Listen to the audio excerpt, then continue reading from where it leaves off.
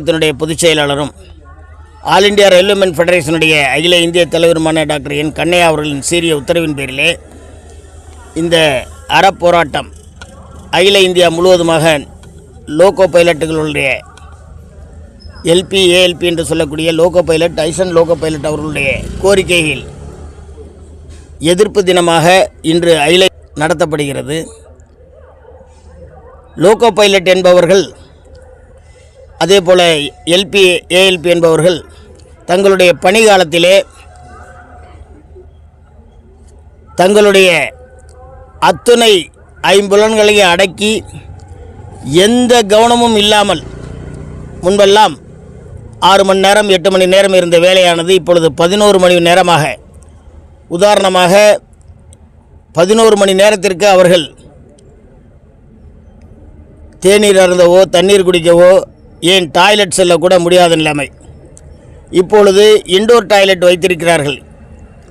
அதிலே மேலே கேமரா பொருத்தப்பட்டுள்ளது. அவர்கள் டாய்லெட் போவது அந்த கேமராவிலே பதிவு செய்யப்படும், சிசிடிவி கேமரா. இப்பொழுது லோகோ பைலட்டுகளிலே மகளிரும் வந்திருக்கிறார்கள். ஃபீமேல் லோகோ பைலட் வந்திருக்கிறார்கள், நிறைய பேர் வந்திருக்கிறார்கள். அவர்கள் டாய்லெட்டு கூட கேமரா இருக்கின்ற காரணத்தினால் அவர்கள் செல்ல முடிவதில்லை. காரணம், அதை ஆன் அண்ட் ஆஃப் செய்வது வேறொருடைய கண்ட்ரோல். இப்படி பல்வேறு கொடுமைகள் 11 மணி நேரத்தை 8 மணி நேரமாகவும், தாங்கள் வேலை செய்யும் பொழுது தேநீர் இருந்த அல்லது சாப்பிட இது போன்ற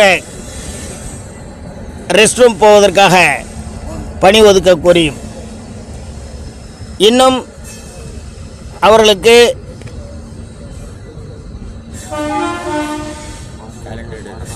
அதாவது இப்பொழுது 130 கிலோமீட்டர் ஸ்பீடாக அதிகரிக்கப் போகிறார்கள்.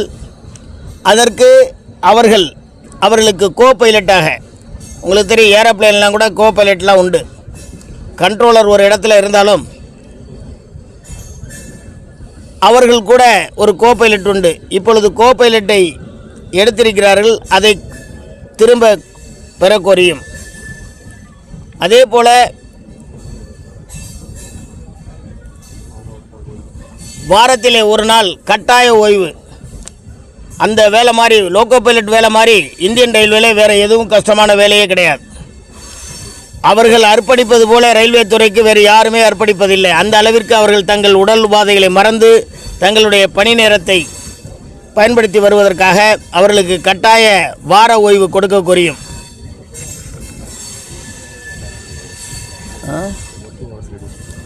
ஒர்க்கிங் ஹவர்ஸை சொல்லிட்டேன். 11 மணி நேர வேலையை 8 மணி நேரம் குறைக்க இன்னும் பல்வேறு கோரிக்கையெல்லாம் இப்போ உங்கள்கிட்ட கொடுக்குறோம். சொல்லிகிட்டே இருந்தால் லேட் ஆகிட்டுருக்கோம்.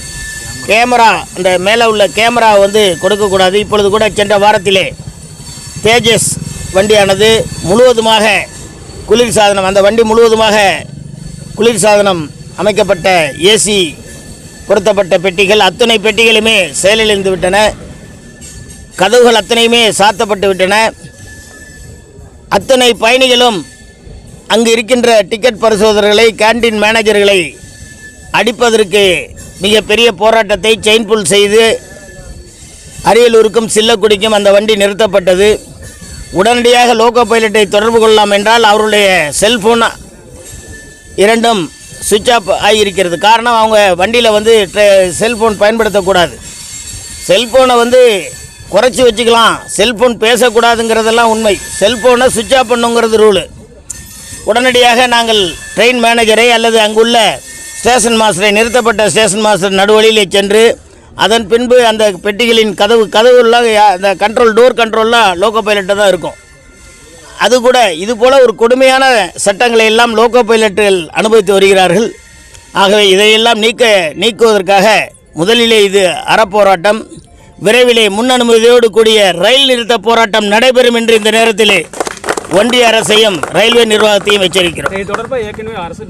கோரிக்கையெல்லாம் வச்சிருக்கிறோம். இப்போ ஜிஎம்பிஎன்எம், ரயில்வே போர்டு பிஎன்எம்ல எங்களுடைய பொதுச் செயலர் டாக்டர் கண்ணையா அவர்கள் வைத்திருக்கிறார்கள். அவர் அகில இந்திய தலைவருங்கிற முறையில் நேரடியாக ரயில்வே போர்டு சேர்மனிடமும் அமைச்சர்களிடமும் இது பற்றியெல்லாம் பேசியிருக்கிறார். எந்த பயனும் இல்லாத காலத்தில் நாங்கள் போராட்ட களத்திலே குதிக்கிறோம். லட்சியங்கள் நிறைவேற லட்சம் போராடும். லட்சிய கோரிக்கைகள் நிறைவேற கோரிக்கைகள் போராடும்